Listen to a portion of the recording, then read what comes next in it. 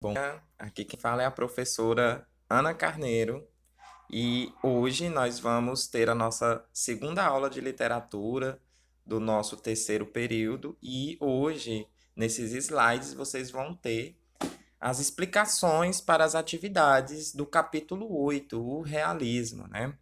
Então, eu resolvi fazer esse vídeo para poder melhorar a aprendizagem de vocês e vocês poderem fazer as atividades de maneira mais coerente com a aprendizagem de vocês, né? Então, hoje, diferentemente da aula anterior, hoje nós vamos nos ater especificamente às atividades. Nesse capítulo 8, nós temos três atividades, tá? Então, vou passar aqui o slide para que vocês possam acompanhar cada uma delas. Bom, nesta aula você irá ter as explicações necessárias para que possas responder adequadamente no livro didático do aluno. Então, nós vamos ver o capítulo 8, o realismo, e as atividades que vão ser explicadas neste vídeo são as atividades da página 108 a 109, sobre os textos, que são 4 questões, a atividade da página 114 a 115, sua leitura, com mais 4 questões, e a página 115, o que você pensa disto, com apenas uma questão, né? Então, vamos seguir aqui com as nossas explicações. Seria bom que todos vocês, quando vissem essa aula, pegassem o livro de vocês para acompanhar as leituras e as explicações, para na hora da atividade vocês fazerem. Na próxima aula, a gente vai fazer as correções, beleza?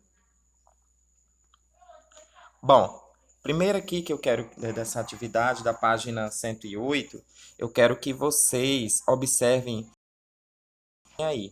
Essa é uma imagem de Jean-François Millet, que é um pintor do período do realismo, e essa tela se chama As Carvoeiras, de 1852. É um óleo sobre tela de 37 centímetros por 45 centímetros, e ele se encontra no Museu Estatal Pushkin de Belas Artes, em Moscou, na Rússia. E aqui, Millet tinha afinidade com as ideias socialistas que já circulavam na França naquela época. Vocês lembram que eu falei que nesse período começa a surgir as questões do proletariado, a questão da burguesia. Então, Millet já estava assim afinado com as ideias do socialismo, que era doutrina do nosso filósofo bem conhecido Karl Marx, né? Que na época estava sendo bastante conhecida as suas teorias filosóficas da sociedade, né? Em suas obras, Millet mostrou a realidade de um modo não idealizado, que era aquilo que eu já vinha explicado para vocês, né? Sobre o romantismo. A diferença da pintura do romantismo para a pintura do realismo é porque a pintura do romantismo tem essa coisa da idealização, de um mundo fantasioso, do amor ideal, das emoções sendo colocadas em primeiro lugar. No realismo, a ideia era o contrário, de colocar a realidade em primeiro lugar, os fatos, a sociedade, os dramas humanos, as coisas que realmente aconteciam. Não é à toa que o nome do movimento é realismo, né?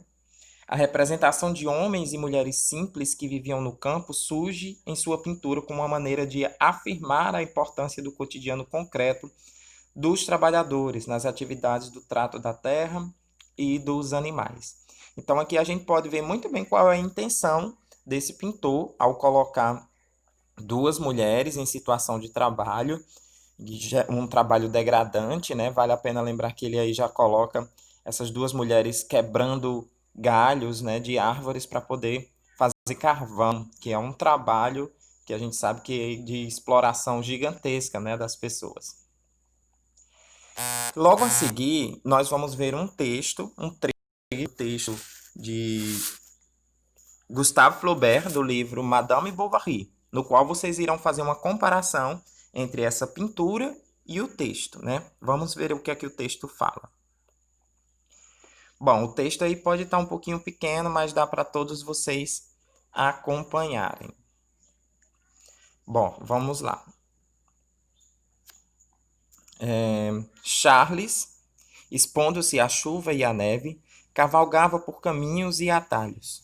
Comia omeletes na mesa, punha os braços em leitos úmidos, apanhava no rosto com um jato morno das sangrias, Ouvia pieiras, examinava bacias e pegava em muita roupa suja. Fazia todas as noites o fogo ateado, a mesa posta, móveis confortáveis e uma mulher encantadora, cheirando a frescura, não se percebendo mesmo, não se percebendo mesmo, donde ou se não seria a pele que perfumaria a camisa.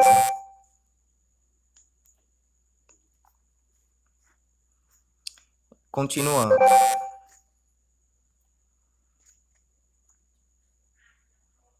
Vou só desligar aqui as notificações, pessoal, para poder evitar barulho, tá?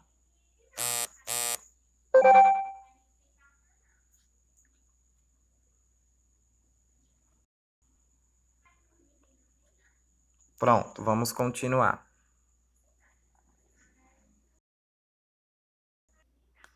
Bom, continuando. Aquele odor, ou se não seria a sua pele que lhe perfumaria a tratava-o com as inúmeras delicadezas. Ora se tratava de uma nova maneira de fazer arendelas de papel para as velas, um folho que mudava no vestido, ou o nome extraordinário de um prato muito simples que a criada estragara, mas que Charles se deleitava a engolir até o fim. Viu em Rouen, senhoras, que usava no relógio uma quantidade de berloques.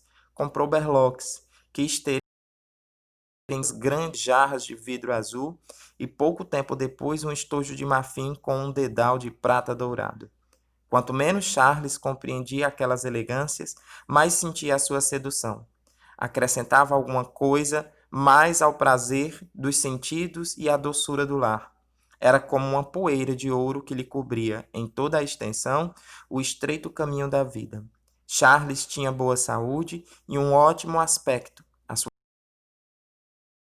envelhecida. Os camponeses estimavam-no por não ser orgulhoso, acariciava as crianças, nunca entrava na taberna, e além disso inspirava confiança pela sua moralidade. Acertava sobretudo com os catarros e as doenças do peito, tendo muito receio de matar os doentes. Charles realmente pouco mais receitava do que calmante de quando em quando caudapés ou sanguessugas. Não é que tivesse medo de cirurgia. Sangrava dentes, enfim. Para estar a par, assinou La Ruche Medicale, um novo jornal de que lhe tinha enviado um prospecto. Lia um pouco depois do jantar, mas o calor do aposento, juntamente com a digestão, faziam-no adormecer ao cabo de 5 minutos. E ali ficava ele com o queixo apoiado e os cabelos soltos como uma crina, quase a tocarem no candeeiro. Emma olhava-o encolhendo os ombros. Não ter ela, ao menos por marido, um desses homens de entusiasmos taciturnos, que trabalham de noite nos livros e ostentam, por fim, aos 60 anos, quando chega a idade dos reumatismos, uma enfiada de condecorações na casaca preta e mal feita. Teria desejado que aquele nome de Bovary, que era o seu, fosse ilustre, se visse nas prateleiras dos livreiros, repetido nos jornais, conhecido em toda a França. Mas Charles não tinha nenhuma ambição. O médico de Yvetot, com quem tivera ultimamente uma conferência, não tinha nenhuma ambição. Desculpa, pessoal. Um médico de Yvetot, com quem tivera ultimamente uma conferência, chegara mesmo a humilhá-lo. Ceira do doente diante da família reunida. Quando Charles lhe contou à noite o sucedido, Emma levantou a voz furiosa contra o colega do marido. Que pobre homem, dizia ela em voz baixa, mordendo os lábios. Isso mais irritada com ele. Com a idade, Charles ia adquirindo certos hábitos grosseiros. A sobremesa entretinha-se a cortar as rolhas das garrafas vazias. Depois de comer, passava a língua sobre os dentes. Quando comia a sopa, fazia barulho de cada vez que engolia. E como tivesse começado a engordar, os olhos, já de si pequenos, parecia-lhe subir às testas, empurrando pelas bochechas. Bom, pessoal, aqui nesse trecho de Madame Bovary, claramente nós vemos uma descrição muito fidedigna da situação do Charles, né, e da própria Madame. Neste caso aqui, nós temos um personagem que tem uma profissão ligada à área da saúde, às medicinas, né? Enquanto que uma das características que a gente vê nesse texto, claramente, é a descrição. A descrição é uma das principais caracterizações do texto literário do período do realismo, ou seja, é você ter um caráter fotográfico daquilo que estava acontecendo. Então, os escritores do período do realismo não estavam mais interessados em divagar as ideias, em viajar no subconsciente, e sim falar da realidade. E falar da realidade significa descrever com detalhes aquilo que estava acontecendo. Fazer uma fotografia através das palavras para que o leitor possa ter uma imagem nítida e clara daquilo que se pretendia passar. Bom, tem muita semelhança, né, entre as figuras, entre a figura do Millet, temos aí Madame Bovary, do nosso querido Gustave Flaubert. Em seguida, nós temos 4 questões, ó, vocês podem observar aí, ó, sobre os textos. Comente brevemente o quadro de Millet e o compare com o quadro romântico, A Liberdade Conduzindo o Povo, do capítulo 3, da página 64. Então, vocês vão lá na página 64, vão observar a figura e também vão observar a figura da página 108 de Jean-François Millet. E a partir daí vocês irão comentar. Segunda, que semelhanças podem ser percebidas na representação das cenas em As Carvoeiras e Madame Bovary? Também bem fácil, porque a gente acabou de fazer a análise das duas imagens, da imagem textual e da imagem pictórica. Terceira, ao longo do excerto, Charles é descrito sobre perspectivas distintas. Quais são essas perspectivas distintas? Claramente a gente consegue perceber que Charles, no começo do texto, tem uma característica e ao final ele tem outra característica. B, a quem essas perspectivas correspondem? E aí vocês vão dizer quais são essas figuras representadas no texto. Quarta, descreva a vida conjugal de Charles e Emma. O tema do casamento recebe abordagem semelhante àquela típica dos romances românticos? Explique. Né? Então, claramente, a gente vê que não parece com um romance romântico, já que mostra uma realidade, às vezes, até grotesca sobre a relação do Charles com a sua esposa. Então, respondam bem direitinho. É para fazer apenas as respostas. Então, todo mundo fazendo essa atividade. Bom, vamos para o próximo slide. Bom, o próximo slide é da página 114 a 115, a atividade Sua Leitura. Nessa atividade, nós já vamos estudar um outro autor, né, que é sobre o realismo em Portugal, que é o Eça de Queiroz, é um escritor português do realismo português. Então, ou seja, a gente está primeiro estudando o realismo no contexto mundo. E aqui nós estamos vendo especificamente Portugal, porque, obviamente, Portugal colonizou o Brasil e aí tem uma influência direta aqui com a nossa literatura. Então, vamos observar essa leitura aqui. Sua leitura. Publicada em 1878, o Primo Basílio de Eça de Queiroz faz uma crítica contundente à sociedade lisboeta. Lisboeta é porque é de Lisboa, né? No fragmento a seguir, Luísa se recorda de seu envolvimento com Leia e responda às questões. Antes da gente ler, vale a pena lembrar que o Primo Basílio é um livro impressionante para a sua época, porque ele vai trazer pela primeira vez as questões da traição, de com maneira sagrada, mas na realidade a gente sabe que temos uma diversidade gigantesca de situações e problemas no qual a família não se mostra daquela maneira bonitinha como a gente imagina, né? Com a esposa, com um marido fiel, enquanto que na verdade a gente sabe que não tem finais felizes, né? Essas histórias, na verdade, na realidade, ela tem uma outra coisa, né? Então, no realismo, os escritores começaram a bater forte na tecla da realidade, inclusive das vivências, né? Das características humanas, e isso inclui todas as coisas ruins, né? Então, vamos aqui para ver esse texto. Lembrou-lhe de repente a notícia do jornal, a chegada do primo Basílio. Um sorriso vagaroso dilatou-se e os beicinhos vermelhos e cheios. Foram seu primeiro namoro, o primo Basílio. Tinha ela então 18 anos. Ninguém o sabia, nem o Jorge, nem Sebastião. De resto, foram uma criancice. Ela mesma, às vezes, ria, recordando as pieguices ternas de então certas lágrimas exageradas. Devia estar mudado o primo Basílio. Lembrava-se bem dele, algado, um ar fidalgo, um pequenino bigode preto levantado, o olhar atrevido e um jeito de meter as mãos nos bolsos das calças, fazendo tilintar o dinheiro e as chaves. Aquilo começara em Sintra, por grandes partidas de bilhar, muito alegres, na quinta do tio João de Brito, em Colares.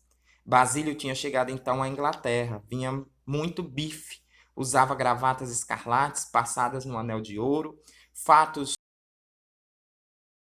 espantava Sintra. Era na sala de baixo, pintada a oca, que o anel de que tinha um ar antigo e morgado, uma grande porta envidraçada abria para o jardim, sobre 3 degraus de pedra. Em roda do repuxo havia romanzeiras, onde ele apanhava flores escarlates. A folhagem verde escura e polida dos arbustos de camélias faziam ruazinhas sombrias, pedaços de sol faiscavam, tremiam na água do tanque. 2 rolas, numa gaiola de vime, arrulhavam docemente. E no silêncio aldeão da quinta, o ruído seco do bilhate em um tom aristocrático. Veio o inverno e aquele amor foi-se abrigar na velha sala forrada de papel sangue de boi da rua da Madalena. Que bons serões ali! A mamã ressonava baixo, com os pés embrulhados, o volume da Biblioteca das Damas caído sobre o regaço, e eles muito chegados, muito felizes no sofá. O sofá, quantas recordações! Era estreito e baixo, estufado de casimira clara, com uma tira ao centro, bordado por ela, amores perfeitos, amarelos e roxos sobre um fundo negro. Um dia veio o final. João de Brito, que fazia parte da firma Bastos e Brito, faliu. A casa de Almada, a quinta de Colares foram vendidas. Que saudades! Passou os primeiros dias sentados no sofá querido, soluçando baixo com a fotografia dele entre as mãos. Vieram então os sobressaltos das cartas esperadas, os recados impacientes ao escritório da companhia, quando os paquetes tardavam. Passou um ano, uma manhã depois de um grande silêncio de Basílio, recebeu da Bahia uma longa carta que começava: Tenho pensado muito e entendo que devemos considerar nossa inclinação. Desmaiou logo. Basílio afetava muita dor em 2 laudas cheias de explicações, que estavam ainda pobre, que teria de lutar muito antes de ter para 2. O clima era horrível. Não a queria sacrificar, pobre anjo. Chamava-lhe minha pomba e assinava o seu nome todo com uma firma complicada. Viveu triste durante meses. Tinha passado 3 anos quando conheceu Jorge. Princípio não lhe agradou. Não gostava dos homens barbados. Depois percebeu que era a primeira barba, fina, rente, muito macia de certo. Começou a admirar e sem o amar sentia ao pé dele como uma fraqueza, uma quebreira, uma vontade de adormecer encostada ao seu ombro e de ficar assim muitos anos confortável, sem receio de nada. Que sensação quando ele lhe disse: Vamos casar, hein? Viu de repente o barbado com os olhos muito luzídios sobre o mesmo travesseiro ao pé do seu. Fez-se escarlate. Jorge tinha-lhe tomado a mão. Ela sentiu o calor daquela palma larga penetrá-la, tomar posse dela, disse que sim. Ficou como idiota e sentia debaixo do vestido do merino dilatarem-se docemente os seus seios. Estava noiva, enfim. Que alegria! Que descanso para a mamã! Casaram-se às 8 horas, numa manhã de nevoeiro. Foi necessário acender luz para pôr a coroa e o véu de tule. Todo aquele dia lhe aparecia como enevoado, sem contornos, à maneira de um sonho antigo, onde destacava a cara balofa e amarelada do padre e a mão adunca, com a sofreguidão colérica, empurrando, rogando pragas, quando à porta da igreja. Jorge, comovido, distribuía patacos.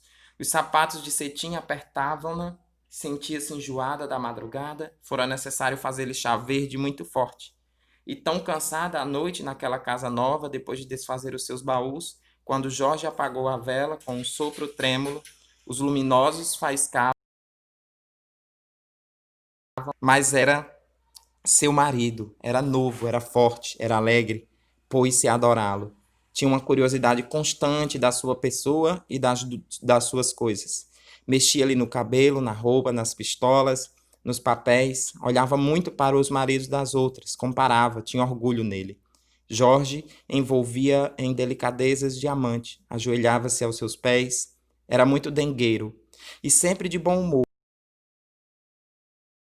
Profissão do seu brio, tinha severidades exageradas, e punha então nas palavras, nos modos, uma solenidade carrancuda.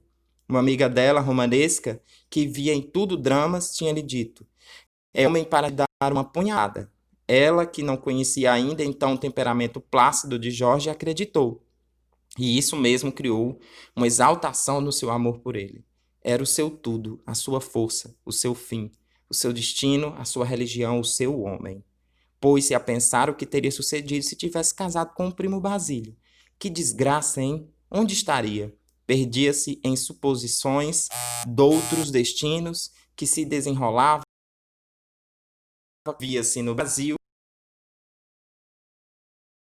cada de negrinhos vendo voar papagaios. Essa de Queiroz, o primo Basílio, São Paulo Ateliê Editorial, 1998, da página 62 à página 65.